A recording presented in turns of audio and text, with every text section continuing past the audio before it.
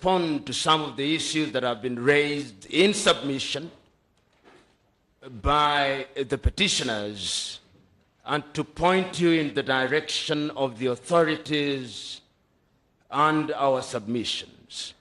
And if your lordships and your ladieships grant me latitude, let me start by characterizing the pleadings before you. You will note, number one, that the pleadings before you suffer from lack of focus and particularity.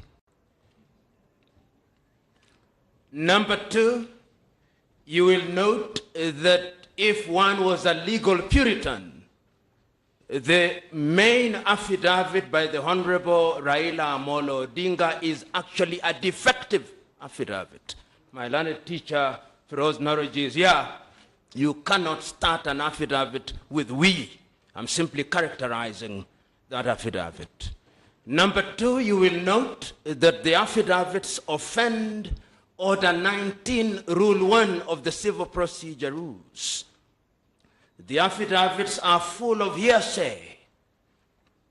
And I want to submit that Article 159 is the refuge of those who are on a fishing expedition. I'm inviting your lordships and your ladyships to examine those affidavits to their full effect. Number two, I want to be in a position to characterize what animated the petitioners to file this petition. And I'm submitting to you that this petition is an afterthought.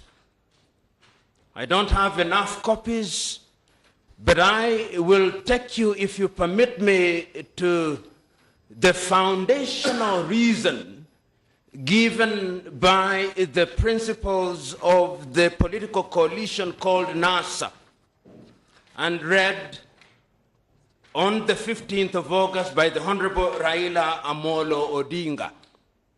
This is what the Honorable Raila Amolo Odinga read. We had said we will not go to court, but with the raid on civil society and determination to silence all voices that could redress legal, like AFRICOG and Kenya human rights, we have now decided to move to court. But the pièce de résistance is this. Our decision to go to court constitutes a second chance for the Supreme Court to use this to redeem itself. That is the basis upon which I'm locating my case and justifying why this particular case is here. Just a minute, Mr. Lumumba. Yes, Mr. Orengo? I'm just saying this report is not a rostrum, so speechifying adoration. He should tell us where that statement comes from and whether it was correct on record. My Lord, this is a statement that is in the public domain. If it's not on record, then it can't be public. Mr. Orengo, you will notice that we have been very, very patient.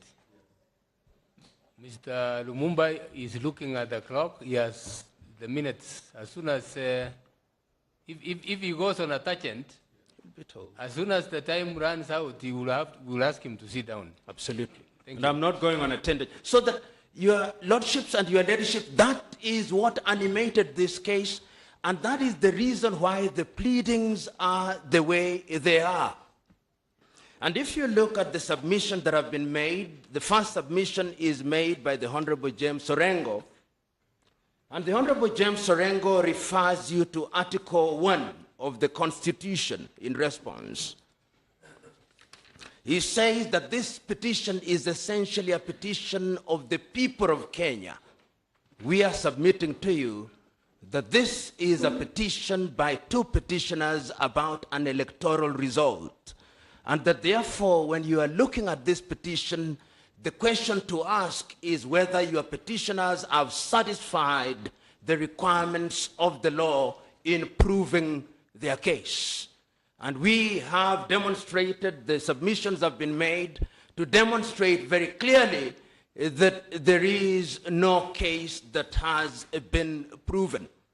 My lords, you will note that in the submissions made by the Honorable Orengo, he submits that a number of votes that have been cast, and this is also shared by Paul Otiende Amolo, that out of the 15-odd million votes, only 23,000 of them are in doubt. My Lord, the maxim of law used to be de minimis non curat lex. Professor Juang taught me that, and he'll remember. Of small things, the law knows no cure. And I'm submitting to us that what we have here are petty grievances, administrative errors, and no court in the world has ever nullified a presidential election on the basis of what falls under the de minimis rule. The second presentation made to you is through the submission of my good friend Otiende Amolo, who brings to the table what he calls numerical and non-numerical issues. And Otiende, in his submission, says that this court should only focus on what he describes as the substantive. In other words, numbers do not matter in an election. My lords and your ladyship, what then matters in an election? What matters in an election is that individuals come and vote, and those votes are counted, and the voice, the will of the people is expressed in that way. My Lord, I refer you to Article 86 of the Constitution, which says that at every election, the Independent Electoral Commission shall ensure that whatever voting method is used, the system is simple, accurate, verifiable. I'll not address you on those details. My good friend Otiende went into characterizing those. Who must verify? In whose eyes must they be simple? Madame CJ, as he then was in the case of Stanley Munga Githunguri, said, the test is the man in the Pangani bus, the ordinary man. What you are shown here, complete with Pythagoras' theorem, to tell us what the voting went, that is not what the test of the election is. The test is very simple. And we have demonstrated through our affidavits that are on record, which I invite you to look at to their full effect, that the system was simple. And I want to imagine that your lordships and your ladyships walked there yourselves. You are identified. You are given 6 ballots. You marked your preferred candidate. That is how simple it was. It does not require Pythagoras' theorem. My Lord, after the Otiende had talked about given us the Pythagoras theorem, we had Okongo Omogeni's submissions. And Okongo Omogeni is my very good friend, and I love the submissions. They were in the nature of asking you to make prescription for law reform. That is not what you are here to do, and your lordship was very correct in telling him that that is at a forum to which he will belong after he's sworn in. In other words, what is before you is the determination of this petition on the basis of the prescription of the law, not on the basis of law reform issues. My good friend Mutaha Kangu was even more interesting and amusing. The thumb rule, never quote yourself. Mutaha Kangu, in his submission, quoted his book, quoted the writings of Waikwa. Those are opinions of individuals. Those are not things that should guide this court. And I'm submitting to us that on the evidence that has been adduced before you, and every allegation has indeed been answered blow by blow, the test is as found in Article 83 of the Constitution and the 2013 Raila case. It is noteworthy that you are referred to an 1872 English statute, that is the Ballot Act, I'm submitting to us that this court, and I want to submit to your lordship that when this court is sitting in determination of a presidential election, your jurisdiction is sui generis. Sui generis because you are sitting as a court of first and last instance. And therefore, when you exercise your jurisdiction, it is actually an insult to you to be asked to look at a statute that governs county elections in the United Kingdom. I'm submitting respectfully that you ignore such invitation. You are then taken by Otiende Amolo into what he described as the standard of proof. And this was also addressed by my learned friend Mutaha Kangu.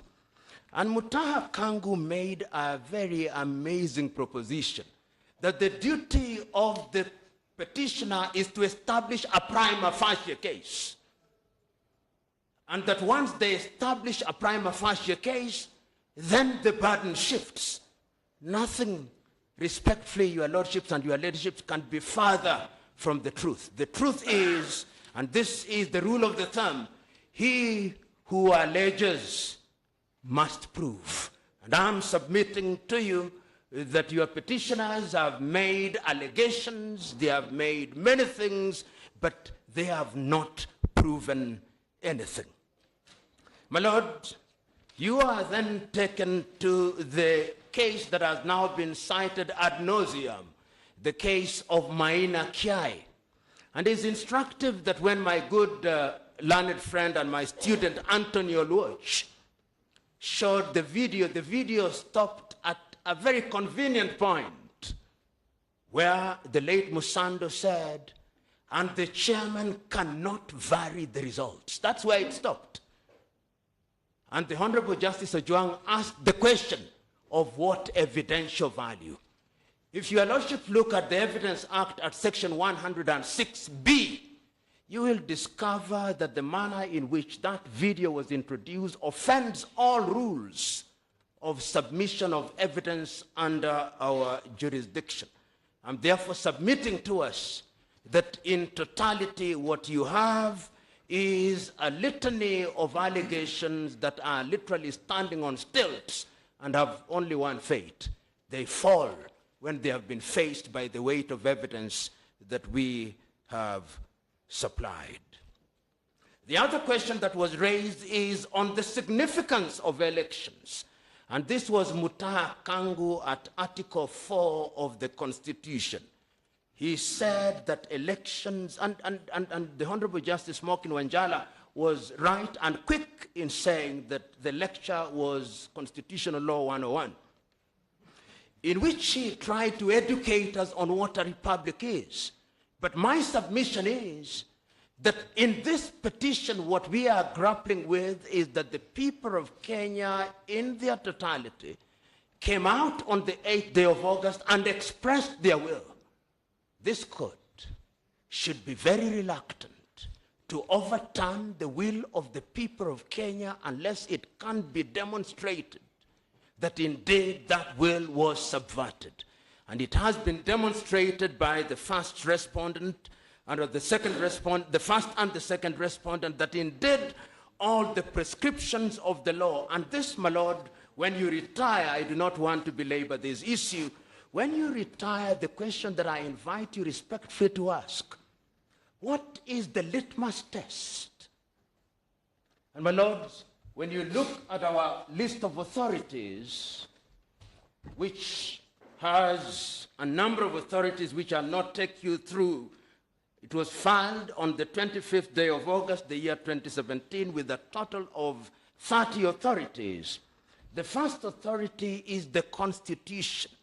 And what we invite your lordships and your ladyships to do is to look at the Constitution and ask the question, did this election satisfy the prescriptions of Article 81? And in my respectful submission, it did. Did it satisfy the prescriptions of Article 86? And in my respectful submission, it did. And once you've looked at the Constitution, the next question that you will ask yourselves, that when you look at the enabling legislation, did it satisfy those pieces of legislation? Did it satisfy the regulations? And the answer is that it did. And when you arrive at that finding, the only decision that I invite you to arrive at is that the people of the Republic of Kenya on the 8th day of August did express their will, and the first and second respondent did midwife. Remember, your lordships and your ladyships, ours is midwifery. We delivered a baby. That baby is alive and well. You are being asked to strangle the baby. Decline the invitation. Decline the invitation because the baby is alive and well. The next issue that we want to submit on as I draw to the conclusion, because I want to be very pointed, is to draw you to our own submission.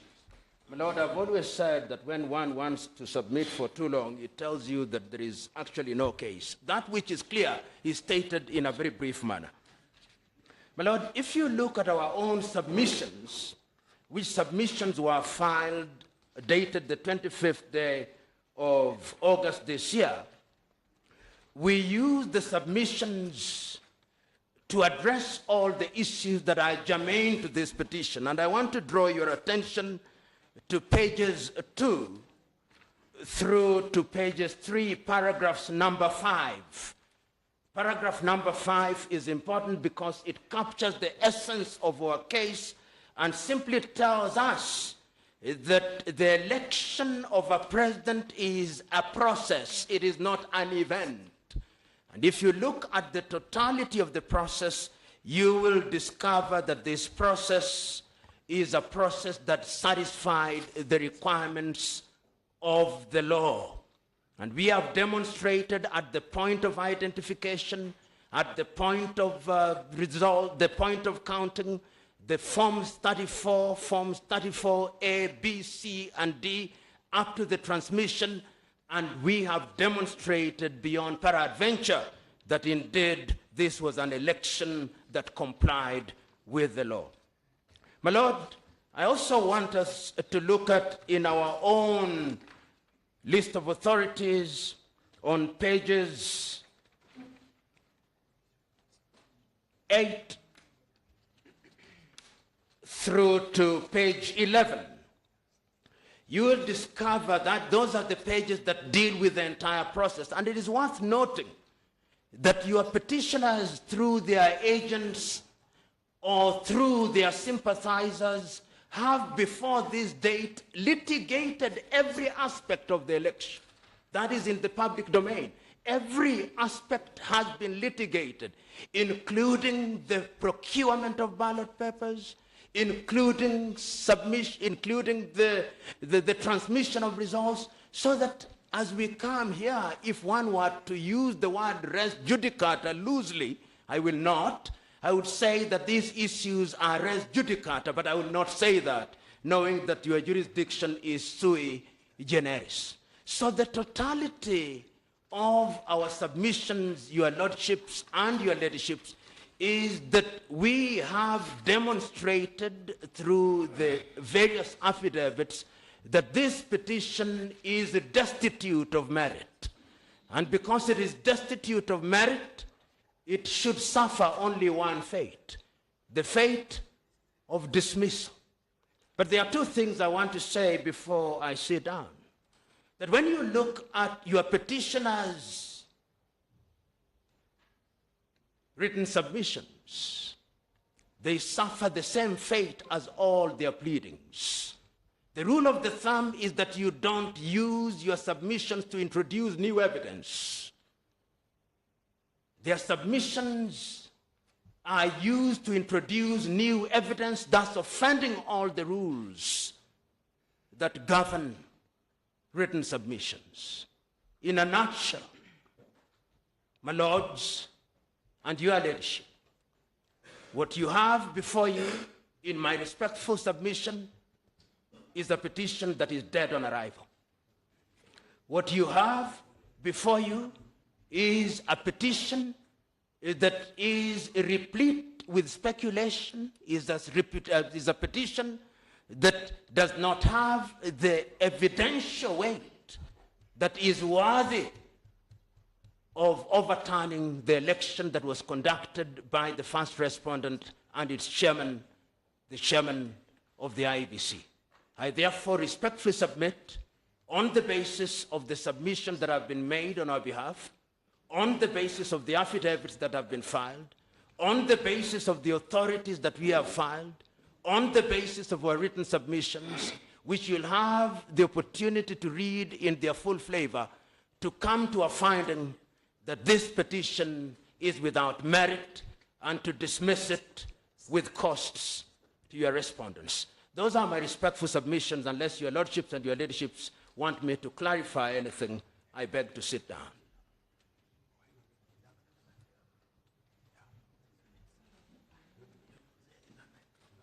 Thank you, Mr. Lumumba. You were clear. May God bless you. God bless you. I think we still have some 6 minutes. According to the... but I can take the 6 minutes tomorrow if your lordships feel like... No. Just finish it and we'll... My lords, just to wrap up, allegations made remain allegations. In the matter before your lordships, allegations were first made to the public and to the media. Grave allegations. They were repeated in the petition, repeated in the affidavits in support. They remain allegations. Allegations have to be proved by concrete, admissible evidence. That is something that the petitioners have wholly failed to do.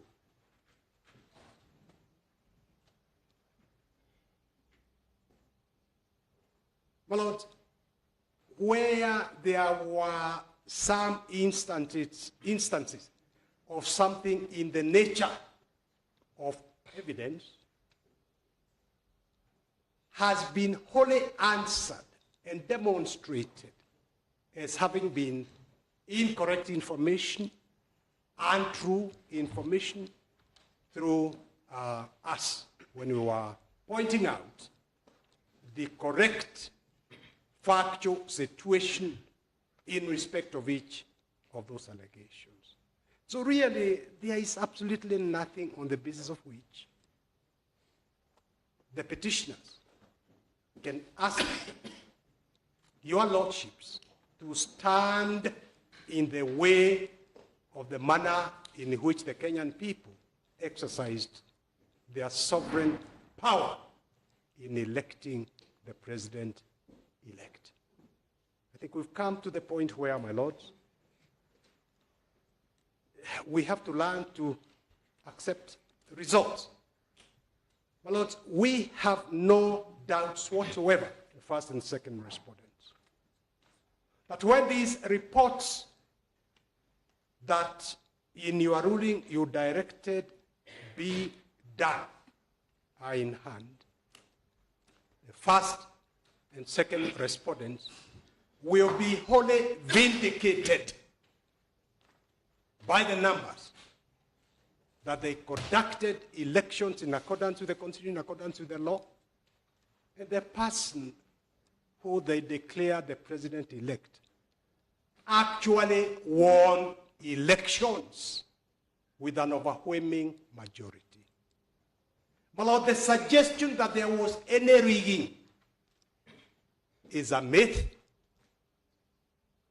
perhaps created by people who do not want to accept those results. And that is understandable, because the results of elections are always emotive.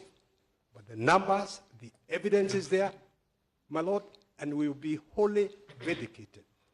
Focusing on the transmission of the results, the will of the Kenyan people is in Forms 34A and 34B. That's where you find it. And once you find, there's no challenge on those numbers. There's no attempt to challenge those numbers. All the firing, the firepower has been directed at the system. But even that system, there was nothing wrong with it. And once you get the report on that system and the information in it, you will see, my lords, that you will need to dismiss this petition so that the will of the Kenyan people can stand, because that is what they wanted. I thank you.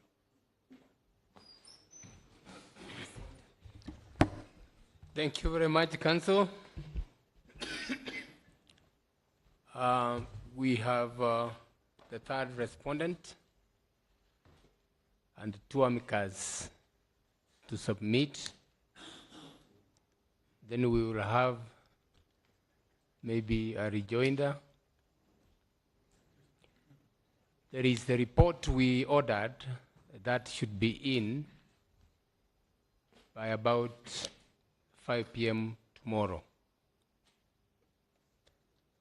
so that we are able to, on our own, do some work, and I believe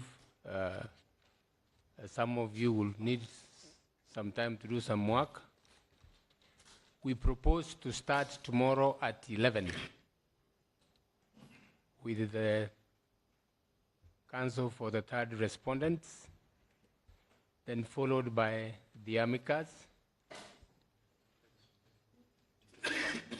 Oh, yes, an interested party, then amicus, and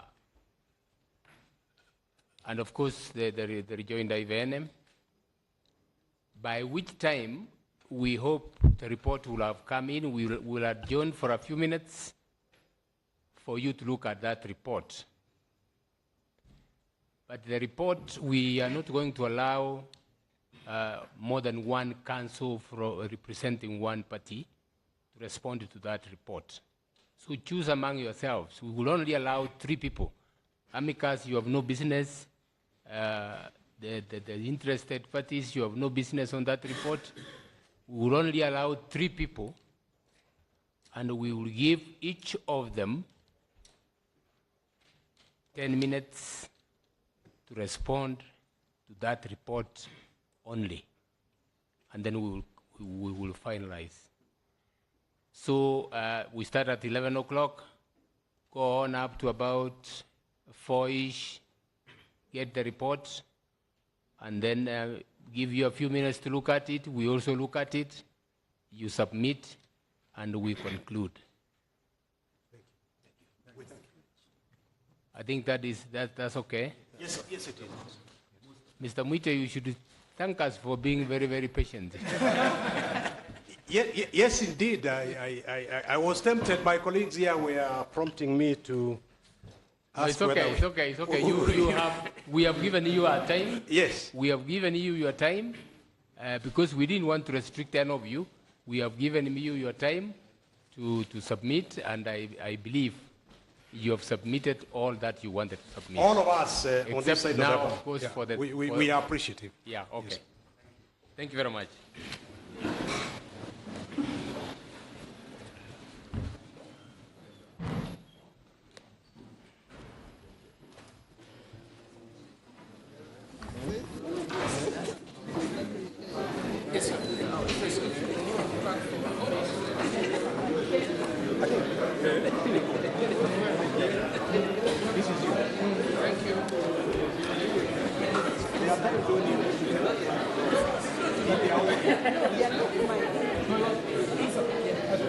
I don't know who's there. I think he was aging. You have to tell the client. No, I know you trouble like.